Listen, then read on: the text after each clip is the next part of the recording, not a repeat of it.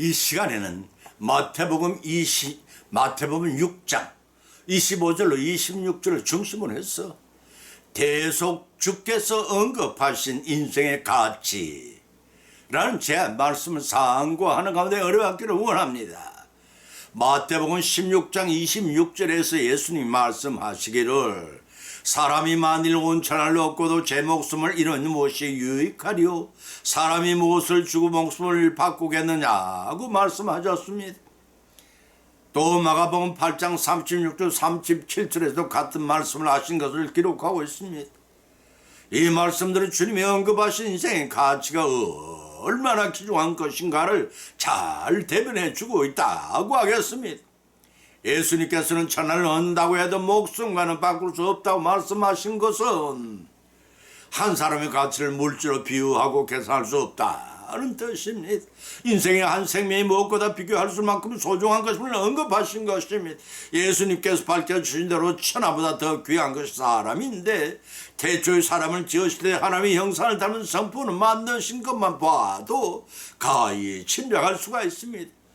창세기 1장 28절에서는 기록하기를 생육하고 번성하여 땅을 정복하고 바다의 고기와 공중의 새와 땅에 움직이는 모든 생물을 다스리라고 축복하실 정도로 귀히 인생을 여기신 것입니다.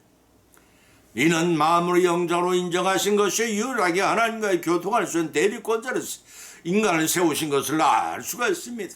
그러나 선악과 범죄로 타락한 인간과 하나님과의 사이가 점점 멀어져 갔습니다. 죄가 가중되어 하나님과 영적으로는 육적으로는 단절되어 구원을 자력으로는 받을 수 없는 단계에 마침내 이르고 말았습니다. 성부 하나님께서는 창세전에 계획하신 인류 구속 사역을 성취시키고자 독생하신 성자 예수 그리스도를 이 땅에 보내주셨습니다.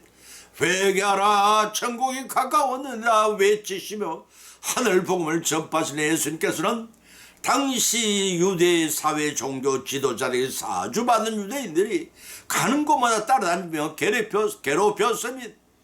하늘에서 오는 표적을 요구하는 것이었습니다. 그때 대답하시기를 요나의 표적밖에는 볼 것이 없다 하시면서 자신이 요나처럼 밤낮 사흘 동안을 어둠에 갇혀 있다가 살아나리라는 말씀을 통해서 십자가의 대속의 죽음을 암시하셨습니다. 말씀하신 대로 때가 이름에 죄인들을 위해 천하보다 억만 배나 더 귀하신 분이 아낌없이 대속의 십자가를 지셨습니다. 그처럼 자신의 목숨을 대속의 제물로 희생시키기까지 구원하신 인생을 얼마나 소중히 여기시는지 우리는 하나님의 참사랑을 깨달을 수가 있습니다. 그런데 사랑하는 성도 여러분, 우리는 예수님을 얼마나 사랑하고 얼마나 소중히 여기고 계시는지요. 오늘 이 시간 예수님께서 대속의 십자가를 지시기까지 헌신하신 인생의 가치에 대해 상고하는 가운데 피차의 은혜 받고 실천을 위해 결단하는 시간이 되시기를 예수님의 이름으로 간절히 축원을 드립니다. 첫 번째는 목숨의 음식과 의복보다 중하다고 하셨습니다. 마태복음 6장 25절 20절을 찾아보면 기록하기를 그러면 너에게 이르노니 목숨을 위하여 무엇을 먹을까 무엇을 마실까 무엇을 위하여 이 무엇을 입을까 염려하지 말라. 목숨이 음식보다 중하지 아니하며 몸이 의복보다 중하지 아니하냐. 공중의 새를 보라. 심지도 않고 거두지도 않고 창고에 모아들이지도 아니하되 너희 천부께서는 기르시나니 너희는 이것들보다 귀하지 아니하냐라고 하셨습니다. 어느 날 어떤 나라의 귀족이 자기 집에 살고 있는 바보에게 지평인을 주며 이렇게 말을 했습니다. 너보다 더한 바보를 만나거든 주어라 하고는 그날로 내쫓아버렸습니다. 그날로부터 몇 년이 지난 후 그 귀족이 몸이 아파 죽게 되었을 때 바보가 그 소식을 듣고 찾아왔습니다. 기특한 생에 들어 힘없이 바보를 향해 입을 열었습니다. 나는 곧 떠나야만 해. 떠나다니 어디로 가시려고요? 다른 세계로 갈 수밖에 없단다. 언제쯤 돌아오시죠? 한 달이요? 1년쯤이요? 아니, 난 결코 돌아올 수 없는 길을 떠나는 거야. 주인님, 그곳에 가기 위해 무엇을 준비하셨겠죠? 아무것도 준비하지를 못했어. 정말 아무것도 준비하지 않으셨어요? 그렇대도 주인의 짜증스러운 반응에 바보는 들고 온 지팡이를 내밀었습니다. 그럼 이 지팡이를 가지세요. 비록 저는 바보이시면 주님과 같은 바보스러운 행동을 하는 사람 보지 못했습니다. 라고 하고 바보는 주인으로부터 받았던 그 지팡이를 세워놓았습니다. 신랑을 기다리며 기름을 준비하지 못한 어리석은 다섯 처녀처럼 우리는 재림 주님이 도적하지 오신다 할지라도 방황케 영접할 깨어있는 상대의 믿음인가를 지금 한 번쯤 점검해 볼 필요가 있습니다. 에바 속의 기족군 다음 세계로 가기 위해 아무것도 준비하지 못한 미련한 사람이었습니다. 우리도 언젠가는 주님을 맞이해야 합니다. 나는 너희들을 위하여 목숨을 주었구만 너희들은 나를 위해 무엇을 하였는지 어디 세마여 보자고 하신다면 우리는 어리석은 다섯 처녀와 예화수가의 기족처럼 아무것도 준비하지 못한 바보가 아닌지 우리 스스로를 돌이켜 봐야 할 것입니다. 그때를 겪고 후회하는 인생이 되지 마십시다. 무엇보다도 우리의 목숨을 바꿀 수는 없습니다. 죽음으로 천하를 얻은들 무슨 소용이 있겠습니까? 예수님께서 천하보다 귀한 목숨을 헛되이 보내지 말라는 겁니다. 특히 먹고 입고 쓰고 자는 것 때문에 걱정하지 말라는 것입니다. 몸은 25절에서 목숨이 몸이 의식보다 중하지 아니하고 전능의 한 예수님께서 말씀을 하셨습니다. 말씀은 세상 물질로 인해 염려하지 말아야 할 이유입니다. 음식과 의복이 목숨을 위하여 있는 것이지 목숨이 음식과 의복과 같은 물질을 위하여 있는 것이 아닙니다. 때문에 의식주를 위한 근심과 염려로 마음을 상하여 영혼이 멸망당해서는 안 된다는 것입니다. 그래서 본문 26절에서는 공중의 새를 보라는 것입니다. 심지도 거두지도 창고에 들이지도 않아도 하나님 아버지께서 기르시는데 아물며 만물의 영적인 사람이 이겠느냐는 겁니다. 그러니 그 나라와 그 일을 먼저 구하는 자에게 이러한 것들을 모두 다 더하여 주신다고 예수께서 말씀하셨습니다. 이를 믿고 삶을 원하는 자에게는 천성까지 도착하기까지 일용할 물질을 풍성하게 채워주시면서 영생 얻기를 바라시는 하나님이심을 믿고 구하여 성취 누리시며 하나님 기뻐하시기는 저와 여러분이 되시기를 예수님의 이름으로 간절히 축원을 드립니다. 두 번째는 머리털까지 세심한 되고 참새보다 귀하다고 하셨습니다. 마태복음 10장 30절로 31절 찾아보면 기록하기를 너희는 머리털까지 다 세심바 되었나니 두려워하지 말라 너희는 많은 참새보다 귀하니라고 하셨습니다. 세상의 모든 사람들은 사랑받기를 원합니다. 아내는 남편에게, 남편은 아내에게, 자식들은 부모에게 사랑받기를 원하고 사회는 서성이나 직장의 상사로도 사랑받기를 원합니다. 원한다고 그 사랑이 이루어지는 것은 결코 아닙니다. 사람의 인연은 인인성사라고 합니다. 서로 끌리지 않으면 차 한 잔을 같이 마시는 일도 이룰 수 없고 더더군다나 사랑할 수가 없습니다. 짝사랑 같은 유형을 제외하고는 상대를 사랑하게 하면 언쟁이든 곤부가 가릴 것이 없으면 모두가 사랑의 눈먼 장님이 되기 때문입니다. 때로는 사랑의 열병을 앓다가 깨어나면 후회하는 일도 많습니다. 대다수의 외모의 아름다움이 현혹되었다가 차츰 상대방의 진면모를 발견하고 실망하기 때문입니다. 그러나 하나님이 사랑하는 사람이 외모를 취하시지 않고 사람의 중심을 보시기 때문에 기천과 비물을 가르지 않고 모두들 한결같이 그리고 세상 끝날라까 사랑하시면 변함이 없으십니다. 하나님의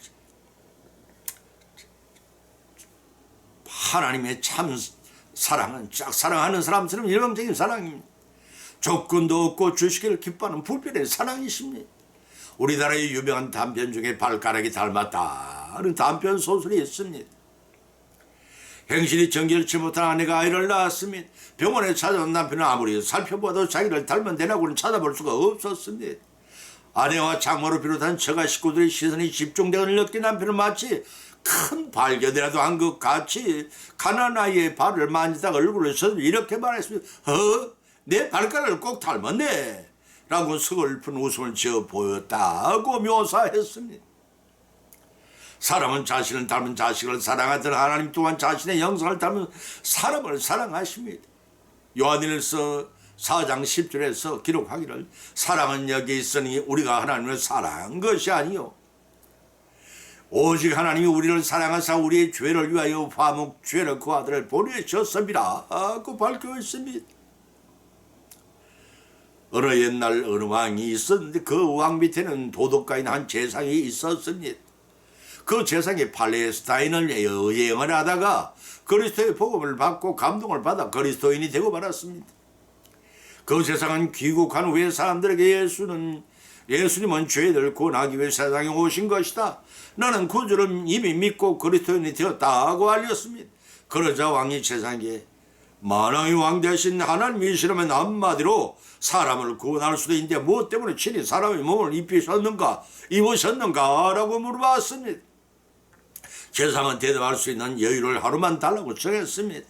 집에 들어온 제사장은 빼어난 재주를 가진 목소리를 부르다가 왕의 아들의 형상되는 목각 인형을 만들어 아름다운 옷을 입혀 놓으라고 하였습니다. 이스라엘 왕이 제사장과 공의 후원에 연결된 연못과 유람선에 마주 앉아 의제의 질문에 답하라는 것입니다. 바로 그때 왕자를 기르는 유모가 목각 인형을 가지고 멀리서 나타났습니다. 왕은 자기의 진짜 아들인 줄 알고 반색하며 손을 내밀어 안으려고 했습니다. 그때 유모는 일부러 목각 인형을 물에 빠뜨리고 말았습니다. 다급해진 왕은 깜짝 놀라 어린 양을 왕자를 구하려고 물속으로 뛰어내리라고 했습니다.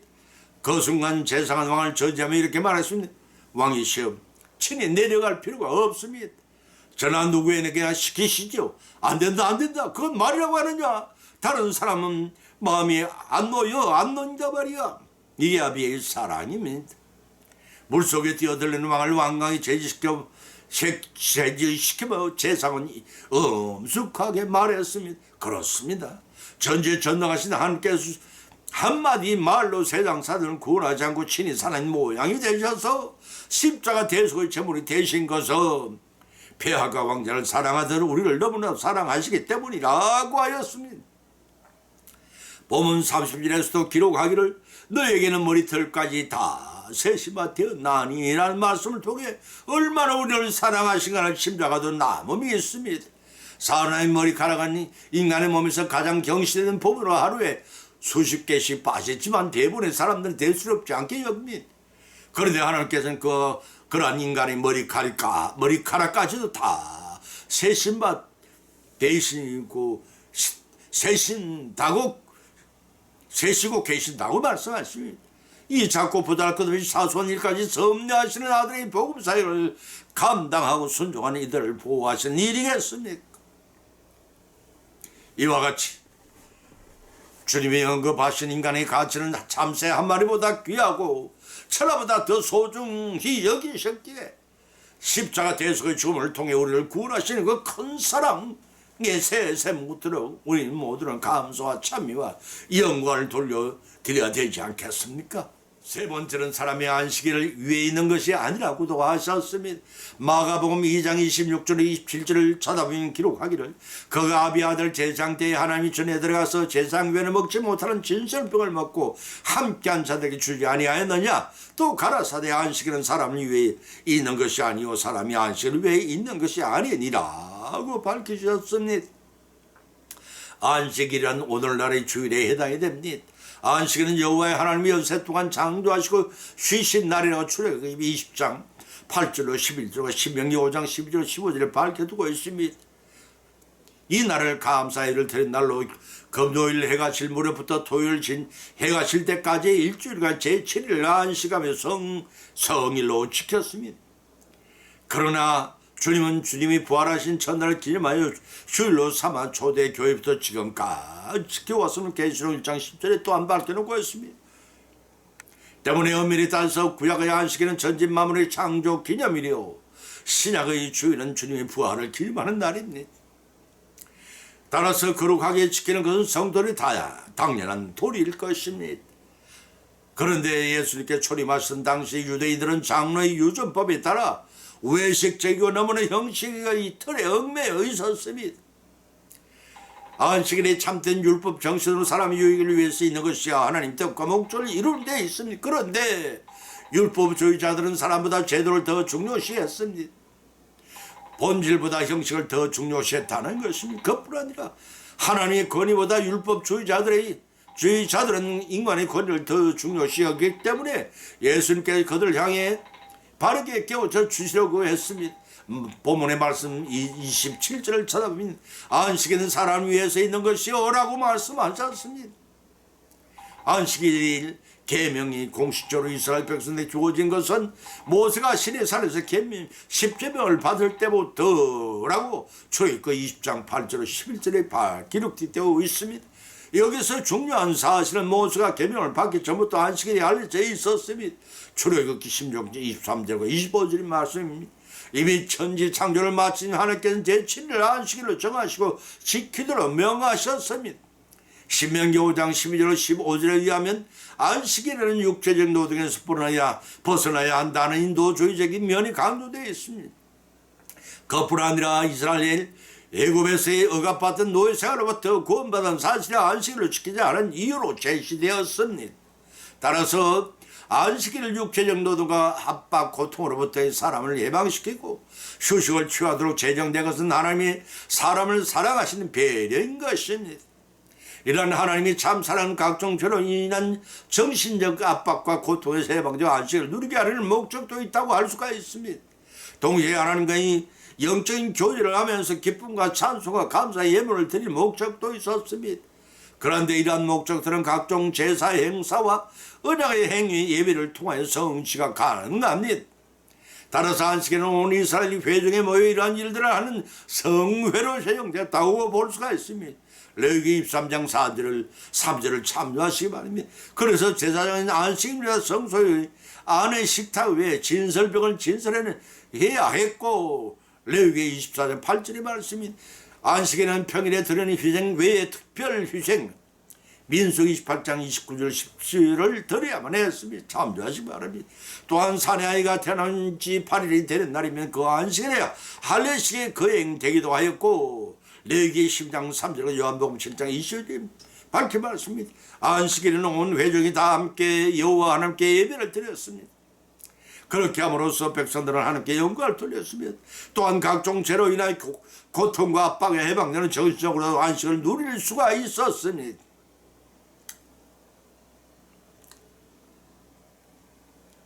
그러나 예수님 당시에는 바리새인들의 부관 온갖 제약들로 말미암아 안식일의 참된 의미가 불투명해져 갔습니다. 다시 말해서 이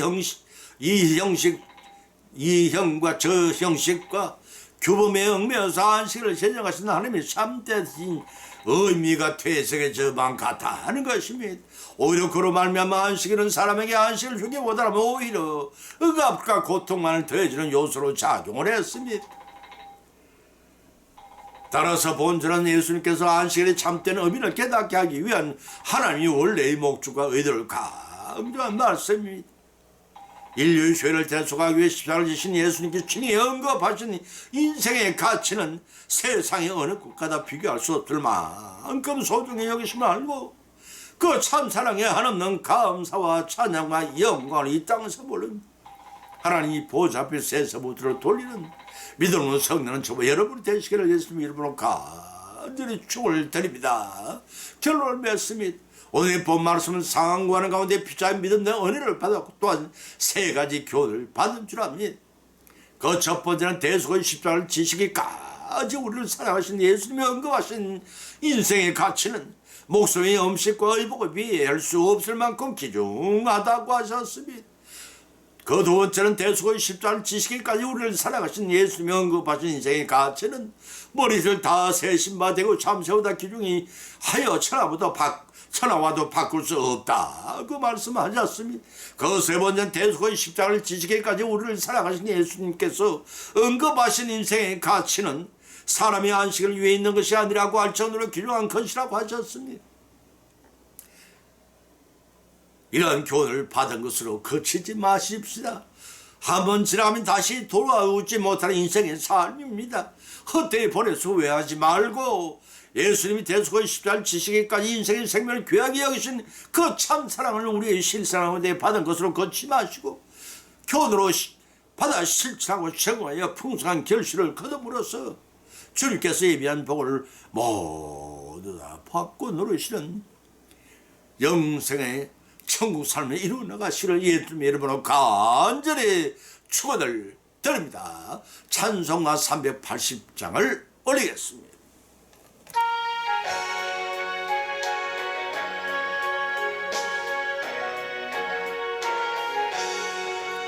나의 생명 되신 주님 앞에 나갑니다. 주님 흘린 보혈로 정케하사 받아주소서. 날마다 주님 찬송하겠네. 주님 사랑 줄로서 나를 굳게 잡아 내소서. 괴로운 세상 지날 때 나를 인도하여 주소서. 주님 믿고 나가면 나의 길을 잃지 않겠네. 날마다 주님 찬송하겠네. 주님 사랑 줄로서 나를 굳게 잡아내소서.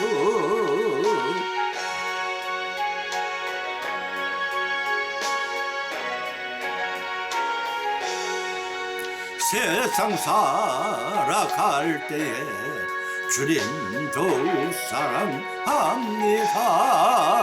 밝고 빛난 천국에 나의 영혼 들어가겠네. 날마다 주님 찬송하겠네. 주님 사랑 줄로서 나를 굳게 잡아내소서.